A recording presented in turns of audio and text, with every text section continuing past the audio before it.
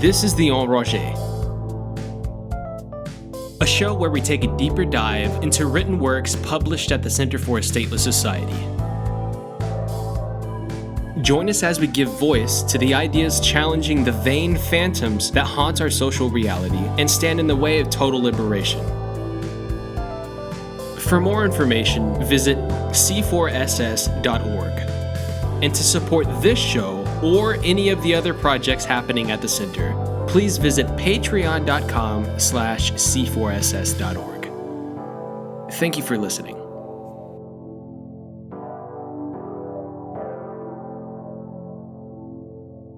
Hello, and thank you for tuning in to the Enragés. I'm your host, Joel Williamson. Today we'll be joined by Eric Fleischmann to discuss their article titled, "The End is the Beginning: Abolition as Communicative Creation." This article is one of 3 introductions for the upcoming C4SS anthology, Total Abolition, Police, Prisons, Borders, Empire, and was published as a teaser for the book on January 19th, 2021. Eric Fleischmann, they, is a left libertarian anarchist pursuing an undergrad double major in anthropology and philosophy, and is currently working around cooperative food systems. He's a close affiliate of the Center for a Stateless Society, the self-described logistics gremlin for the Enragés, and a co-organizer and contributor to upcoming books such as Defiant Insistence, David Graeber, Anarchist Anthropologist, Fellow Worker, 1961 through 2020, and Total Abolition, Police, Prisons, Borders, Empire. He's a founding member of a leftist student activism group at his college, a member of the Industrial Workers of the World, and a member of the Union of Musicians and Allied Workers. He has also played in and currently plays in several punk, hardcore, and alternative bands and projects such as Consumerist, Soy, Man Bites Dog, and Nope. Eric Fleischmann, thank you for joining me. It's a pleasure to be here. Thank you for having me, Joel. Absolutely. As I said, your piece is meant to be an introduction for a larger upcoming project. Can you please elaborate on the details in this project?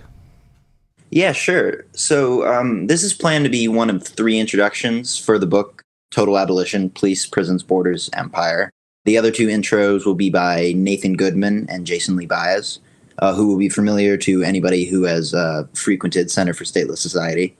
This volume is going to include both pre-existing and completely new material from folks at the Center on the abolition of police, prisons, borders, and empire. The last item being focused largely on military abolition and anti-war activism. In addition, we also plan to include material by older individualist and anarchist thinkers on the abolition of American slavery.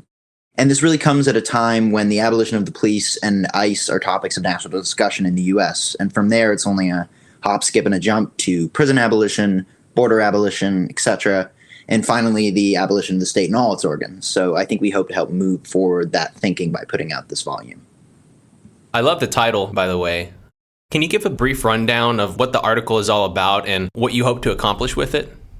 Yeah, sure. I have to give credit where credit is due. I didn't actually come up with the title. James Tuttle, the store coordinator, suggested "The End is the Beginning." I think it was called "The Abolition is Communication." I'm not very good with titles. But as for the content and the purpose of the piece, there's been a lot of talk, both recently and historically, amongst police and prison abolitionists particularly, about emphasizing that abolition is a creative process. It means reallocating resources, building more just institutions, structures. But what I really want to suggest in this piece is that abolition is both a destructive and creative process in a dialectically related sense, even though I do just call it communicative creation. My point is that violent institutions limit and sometimes wholly suspend both the necessity and ability for critical self-awareness and egalitarian communication with others.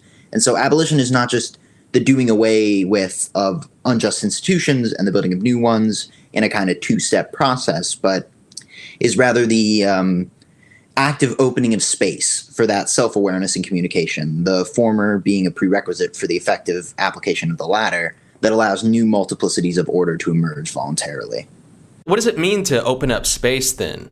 What are you actually talking about when you say that? Well, I think it's a broad question, but Under capitalism and the state, you have both the monopoly of violence, the very visceral violence of the state, as well as hegemony, the sort of cultural, intellectual domination.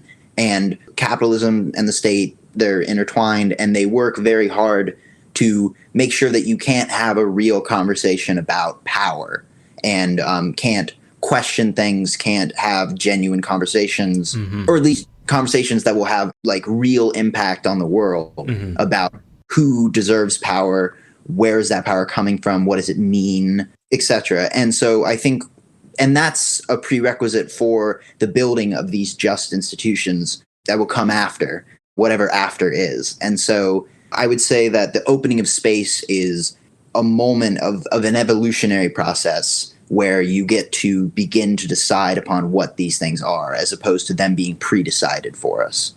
I love it. So I noticed that you also chose to juxtapose violence with communication. What's the relation here? Well, I think I first want to clarify that the violence I'm talking about here is that of a dominant organizing principle, monopoly of violence that the state and its organs are, etc., as opposed to violence, or as Lorenzo Raymond more aptly calls it, not nonviolence, as a strategy of social change. This is a sort of strategic binary drawn between Malcolm X and MLK that is frankly very ahistorical. I think neoliberalism, or whatever you want to call the broader system we exist within, I know there's some debate about what we should call it, has not allowed an honest conversation about violence, as you hear things like the breaking of a window at a protest be called violence, but mass incarceration is rarely considered in the mainstream as violence, even though if you take a few moments to consider its mechanisms, it quite obviously is. But that's kind of a tangential point. To get back to your question, this is a point I really derived from David Graeber, the fact that violence bars real communication. So in pretty much any other situation where you want to have a social effect, you want to influence others, you want to be influenced, as good communication entails both, you need to have some understanding of another being, their internality, your shared or differing social realities, your various customs, all of the above, a shared language, obviously. But if you use violence, if you hit someone over the head or you pull out a weapon, you don't really need to think about those things to influence someone. It becomes very evident what you want the other person to do very quickly. You can just use force. And of course, violence has immense symbolic cultural meaning. It's not lacking in communication or lacking in meaning, but it's really unlike any other form of interaction in its ability to simplify or render legible other beings. You start your article by citing Thomas Malthus's critique of William Godwin's political theory.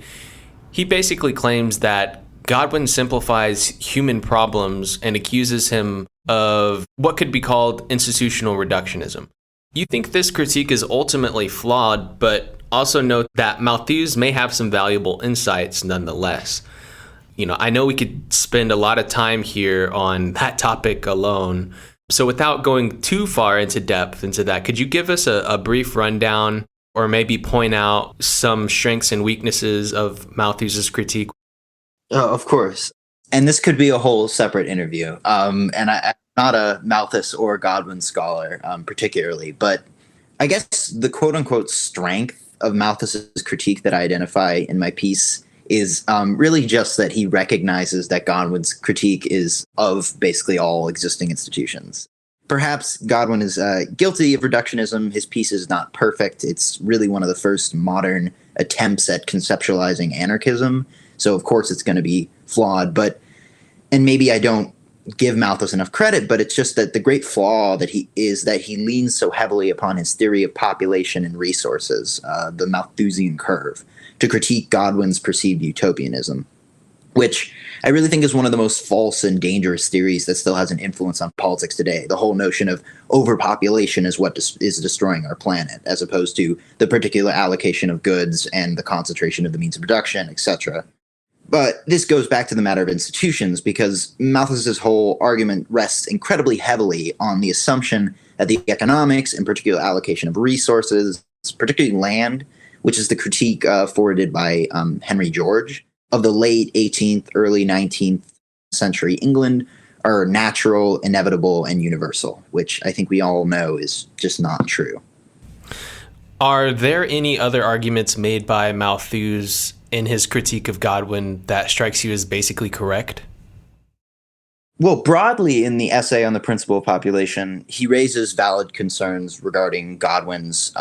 Godwin makes some very interesting claims, like that people will just stop reproducing at some point and will achieve immortality, which I know is actually not that controversial these days amongst transhumanists, but I still am pretty skeptical of it. And that this will all emerge from this sort of pure rationality of the populace. And so Malthus raises valid concerns regarding this notion that people will just stop reproducing with the abolition of the monopoly of marriage, is Godwin's sort of view. And with the, development of technology and stuff that will just be in this magical utopia. So it's not an illegitimate claim that Godwin's work is flawed, but I think that Malthus's work is fundamentally more flawed, and his critique of Godwin rests on a very flawed theory. Yeah. Why do you think Godwin comes out on top here? I mean, mostly because he just doesn't want poor people to die, Mm-hmm. But I think it's really that Godwin recognizes that the institutions we have in the present system are not natural or inevitable. The allocation of resources of property are not natural or inevitable, and that there is a future beyond them. Whether or not his particular vision of it is going to come to fruition, which I kind of doubt. I kind of doubt we're going to come into a Godwinian world. But it's a valid critique of the system that was emerging in late 18th and early 19th century England. You then move on to make a point about the capacity that ordinary people have for evil, given a particular institutional setting. How do institutions shape human behavior? That's a really big question. And there's so many factors at play, questions of freedom and free will from a psychological perspective, a neuroscientific perspective, even a metaphysical perspective. But I think if I were to put it in really oversimplified terms, from somebody who is, I want to be clear, not a social psychologist, but to me, institutions that are not actively controlled by or engaged with directly by the people that make them up give both a conscious and subconscious excuse, for lack of a better word, to not make their own decisions, or bars them from acting rationally upon their internal decision-making if they can maintain it. It's like the idea of alienation from selfhood. This can emerge as a sort of stupidity of paperwork and performance reviews that emerges from the structural violence of what David Graeber calls the total bureaucratization of life. Or it can be really direct, like police officers, who I believe Graeber describes as bureaucrats with guns, and ICE agents against people of color and in the enforcement of largely artificial property rights that is excused as just doing their job. On a similar note, you summed up a sentiment that has always resonated with me by using something that Kropotkin said, which was, when we ask for the abolition of the state and its organs, we are always told that we dream of a society composed of men better than they are in reality. But no, 1,000 times no. All we ask is that men should not be made worse than they are by such institutions. What does this mean to you? To me, this quote means, that if there are people who do bad things in the world, and if people are capable of badness, which of course they are, then creating concentrations of power is actually a pretty weird way to stop them, because those people can and historically almost always have gained control of those institutions and have become even worse by being able to inflict that badness. But also more interestingly to me, I think this represents the principle that, quote unquote, people are good deep down is not actually a very strong basis for anarchism. That might sound kind of odd, but what I mean is that the argument that people are good in a philosophically essentialist sense, as opposed to evolutionarily cooperative, as Kropotkin argues, is actually not a super effective argument for a stateless society. It might be helpful if people were fundamentally good. Sure. And this is not necessarily to claim that people aren't, but although I do point out in my endnotes that the necessity of a positive theory of power as opposed to an appeal to natural goodness for anarchism. But this idea can and has been used to justify a multitude of politics. It's sort of an inversion of Hobbes's argument about the state of nature and the necessity of a leviathan. Basically, the idea is if people are fundamentally good, or at least some people are fundamentally good, they're the best of the best, then all we need to do is just find the goodest, and I know the term is best, but goodest people, and put them in charge. It's akin to Plato's philosopher kings. But contrary to what critics like Malthus think, as I see it, anarchism doesn't think that things will just magically be perfect, that everyone will get along with no problems as soon as the state is abolished. It won't just be a magical utopia, but rather it recognizes that people are capable of almost anything, but that the order necessary to keep the world from falling apart need not, and in fact cannot properly come from an external monopoly of violence, and must instead emerge from the spontaneous but self-critical interplay of a variety of voluntary and non-hierarchical human and non-human relationships. So back to institutions a little bit. Institutions shape human behavior, but human behavior also shapes institutions. What is it that drives humans towards the construction of any particular institutional model? Another big question I don't think I can fully answer, but, people have been trying to understand the psychology, cultural elements, etc. of institutions, and particularly authoritarian institutions, for a very long time. I'm of a Marxian influence sort, so I sort of defer to my interpretation of historical materialism, which is very different from the sort of vulgar Marxist view of historical materialism. It really emphasizes the dialectical relationship between subjective and objective elements and is deeply non-deterministic, rests very much on Engels' point in Anti-Düring that humans are the subject of production, but they also modify it, and Gramsci's emphasis on the reciprocal relationship between the material base and the superstructure. And from this point of view, people have fundamental inclinations towards material needs like food, water, shelter, as well as subjective needs, obviously, which are based very much evolutionarily in material needs, I think, like social interaction, creative expression, etc. But beyond that, they're subjects with almost infinite possibility. So I'm not sure I would say, that there's sort of an inclination towards authoritarianism or libertarianism or any of the above particularly, but rather people have the ability to be inclined to almost anything. That's way oversimplified, though.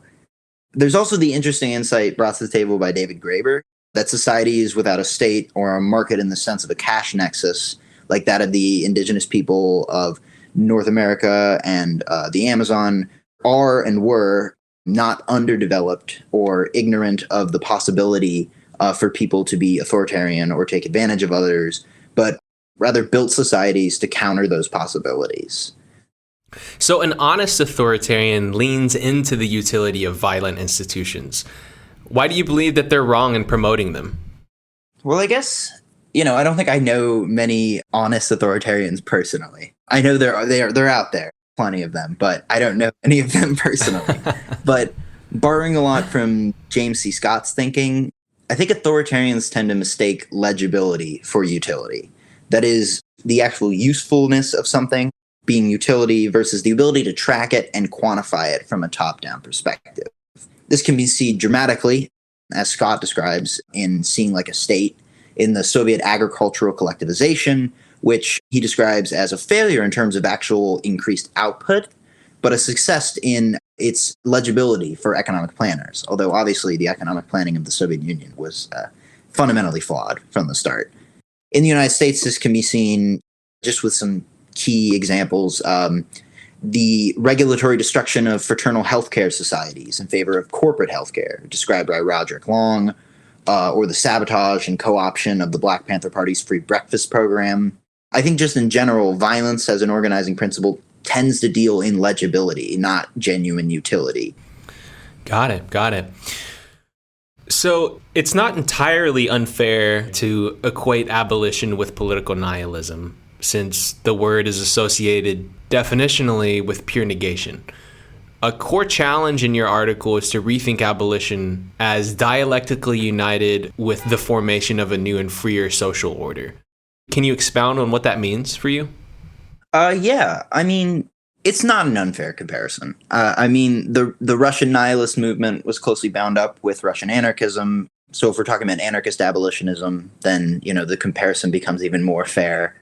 And consequently, Kropotkin understands nihilism as being the fight against all, I think he says, artificial tyranny and for individual liberty, absolutely.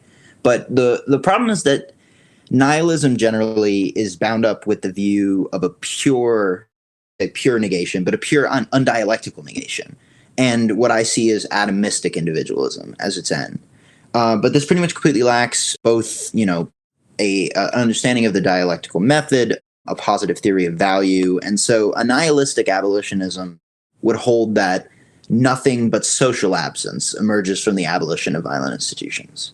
What I'm proposing is that abolitionism doesn't just do away with, but like I've said before, it opens up the possibility of conversations about power. It opens up the possibility of competing and interplaying discourses, as opposed to the monopoly of violence and hegemony of the state and capitalism. The negation of violent institutions has a positive and creative end. Marx says something like, the negation of a previous mode of existence is a prerequisite for development. I definitely butchered that quote, but the essence of it. Does that make any sense? Yeah, for sure. Over-planning what free association should be seems to go against the spontaneous nature and bottom-up approach to anarchist order. What's a productive way of conceptualizing a non-deterministic politics while avoiding the emptiness of political nihilism? I have to say it's a heavy reliance on the dialectical method, the exploration of context in an attempt to move into a free society. This means taking into account both subjective and objective factors, as I mentioned before, avoiding strict determinism, as I mentioned before, but as well as looking at historical examples of stateless, non-hierarchical institutions, understanding the limitations of imposing a top-down order, and looking at the current conditions as providing the basis for the movement into the next social economic order. I think Peter Gelderloos does a really excellent job of this kind of thinking in his piece, An Anarchist Solution to Global Warming, because he draws critically upon present conditions and technology to provide the outline of a possible anarchist future. Because as he says, something like visions make us stronger, they give us courage. But he emphasizes that this is just a possibility, and more so, it can't be imposed from the top down. Right. But we can be critical of how we envision the future, right? We can be critical of, and I think we should be critical of bike shedism, of what I've heard Kevin Carson refer to as bike shedism anyways, which is sort of how to do a socialism 101 brought to you by the syndicalists, Or Konkin's laying out of step-by-step instructions on how the market revolution ought occur. It seems to me that you have to balance over-prescribing and just not promoting anything. Yeah. What's the sweet spot for you? Is there any particular school of thought that you think is most convincing or useful for this kind of line of thinking? I think a great way to look at it is the metaphor that don't mistake the roadmap for the actual road, Because you won't see all the potholes, you won't see what construction is there. You won't see what has changed. If you just have a step-by-step plan, then you will completely ignore the context and therefore be very undialectical. But, and I don't think that there's a specific vision or ideology that is perfect. I'm part of the IWW, so I run with a lot of syndicalists. I work with Center for Stateless Society, so market anarchists. I'm a big fan of anarchism without adjectives. I think all these ideas present possibilities or opportunities or strategies, as opposed to being, this is how the world works, this is how it's going to end. And that's sort of going back to my point about historical materialism, is as much as I sort of made that my point about how institutions come into existence, the truth is things are just vastly more overcomplicated than that.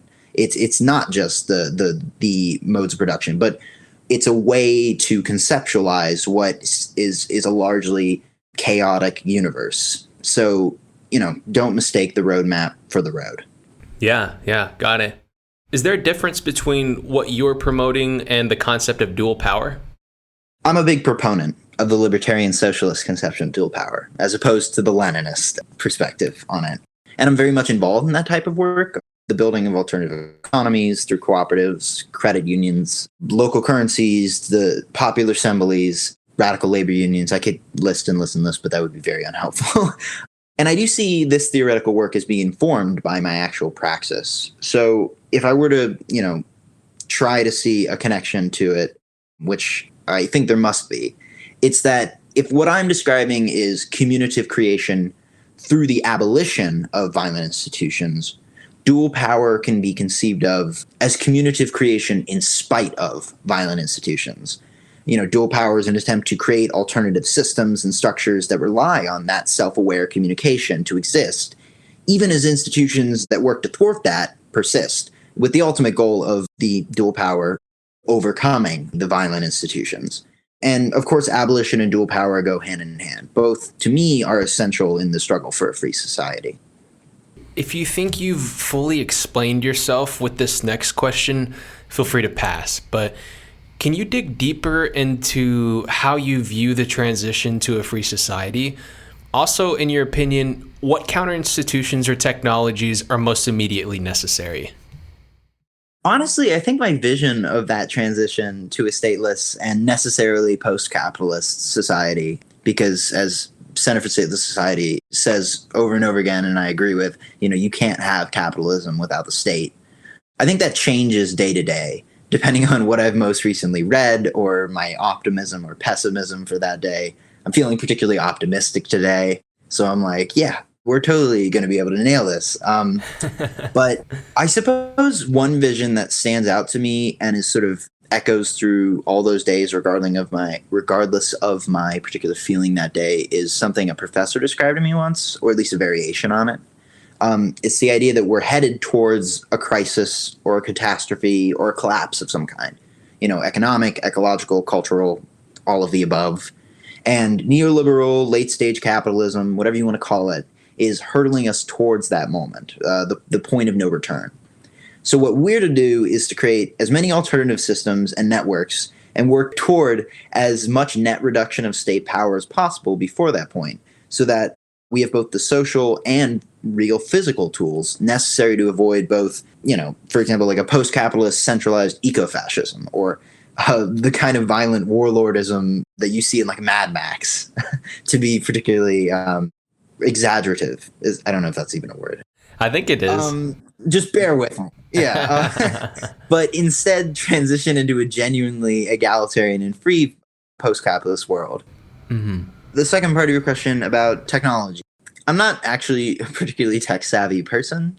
I see a lot of promise in peer-to-peer and open source technology in my limited firsthand experience of it, but I have to defer to thinkers like E.F. Schumacher and Carl Hess here in the idea of appropriate technology. That is, it's not specifically high or low technology, but it's technology that is both accessible to, controlled by, scaled to, and just overall contextually appropriate to its community. What are some actually existing alternatives that you find promising? Well, I think there are sizable examples of like autonomous projects existing within statist systems, like, trying to remember off the top of my head, Rojava in northern Syria, the Zapatistas and Popular Indigenous Council of Oaxaca in Mexico, the Federation of Neighborhood Councils in El Alto, Bolivia, etc. In the U.S., I think the Black Lives Matter movement is just incredible and is mainly to thank for bringing abolition into the mainstream and will, I think, be a jumping off point for so many social movements in the future. But looking more locally to like the Northeast where I'm based, I would say any project that works to alter the ownership of means of production, change the circuits of exchange, and or relocalize and democratize the economy are incredibly important. What comes to mind is Our Exchange Portland in Maine, the work of the Cooperative Development Institute all across the Northeast, and the participatory budgeting efforts in places like Cambridge, Mass, and NYC. I'm a big fan of a diversity of tactics. I think that's fundamental to kind of anarchist thinking. Voting is complicated. Logan Glitterbaum has a really great article that I cannot remember the name of, but it's about like destructive voting, harm reduction, soapboxing, which are all strategies for how anarchists might vote. There's protest, obviously, Black Bloc, although, if the FBI is listening, I've never participated in Black Bloc, ever. But what I work largely on is the development of alternative institutions. That's really my area of praxis. But I think as long as it's non-hierarchical, it's anti-authoritarian, any tactic is great. And I emphasize the non-hierarchical and anti-authoritarian because I think some anarchists have, particularly I think comes to mind Keith Preston, who used to write for Center for Stateless Society but has been disavowed, and he does not particularly like us, who thinks that it's a good tactic to ally with white nationalists. I think that's ridiculous. I think that's so contrary to the ideas of anarchism and genuine liberatory libertarianism. Mm-hmm. So, yeah, non-hierarchical and anti-authoritarian tactics are really what it's all about. All right. So moving forward a little bit, I'm going to go ahead and ask you a listener question that we have. So why did you choose to use Ayn Rand in a piece about anarchist abolitionism? A very reasonable question. Rand was neither an anarchist nor really an abolitionist in any real sense. Frankly, I don't particularly like Rand, or at least the Rand I've perceived from the several books of hers I've read, both fiction and nonfiction. But I do like the Rand identified and interpreted by my close friend and mentor, Chris Matthew Scibarra. And yes, it's pronounced Scibarra or Scibarra. It's not Scibarra. Putting that officially on the record. Thank you very much for that. I have been saying it wrong for a very long time. I was also saying it long before I met Chris. Didn't realize they're your mentor either, so that's pretty cool. Yes. He's a very close friend of mine. And we met through a very early piece I wrote, which referenced him. And he reached out, and we've been close friends ever since. But for him, Rand is a deeply dialectical thinker. And her notion of rationality and the idea of force being irrational is not about the rationalizing of the self through the disregarding of emotion, subconscious desire, etc., but rather it's the self-awareness of it. You know, being able to articulate what your needs and desires are internally. So force is that element which helps alienate people from themselves and strip them of the ability to be self-aware, which, as I've said before, is a prerequisite for proper communication. And as much as I, frankly, don't like Rand that much, or at least my Rand, I wanted to include that kind of thinking in my piece. Not just as, you know, a tip of the hat to Chris, but also as an important element of communication, because self-awareness, the ability to understand what your own needs, desires, feelings, identity is essential in your ability to present that to other people. Right. Yeah, definitely. Cool. So are you aware of who all is going to be featured in the book? If so, what pieces are you most looking forward to?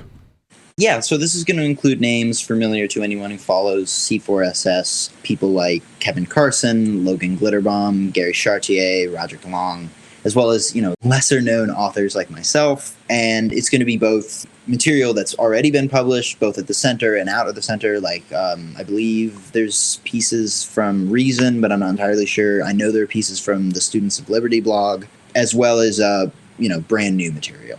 Got it. What classical pieces will be included, and are you most looking forward to? Well, I can't confirm who all will be in it, but I know it will definitely include Lysander Spooner's To the Non-Slaveholders of the South, potentially something by Henry David Thoreau, and possibly a piece about John Brown penned by Benjamin Tucker. Those are three pieces that are sort of being debated right now, or we're having a conversation about it right now, but it could be more, it could be less, but I know Lysander Spooner will be in there. Because what's an abolitionist piece or volume without Lysander Spooner, really? For sure. When should we expect it to be complete? I'm not entirely sure. We're finishing up our book in memory of David Graeber right now, Defiant Insistence. And my assumption is that we'll have a more solid ETA after that release. It's very close to being finished. I think we really just need the last bit of editing and the cover art, and then it will be ready to go. So, look for that in the coming months. And then after that, you'll likely see Total Abolition. Cool. Where can folks go if they're interested in learning more about the topics we've discussed today? Off the top of my head, obviously anything by Angela Davis, who is just incredible. I actually had the amazing opportunity to ask her questions in a Zoom call, and her work on abolitionism is just incredible. Are prisons obsolete? Abolition Democracy. There's the many pieces published by Jason Lee Baez, available through C4SS and the Students for Liberty, and many will be available in this upcoming volume, but they're a great view of libertarian abolitionism. Books I cite in the in the article itself, like Eichmann in Jerusalem and the Lucifer Effect are really good. Chris Shabara's Dialectics of Liberty series, and honestly any work by Michel Foucault, since I've mentioned positive theories of value, but I haven't really delved into what that means. And I guess humbly, in my own study on a left libertarian perspective of historical materialism that can be found at C4SS. Got it. All right, Eric Fleischmann, thank you so much for joining me. I really appreciate it. Thank you so much for having me. Absolutely. We'll talk to you soon. Thank you.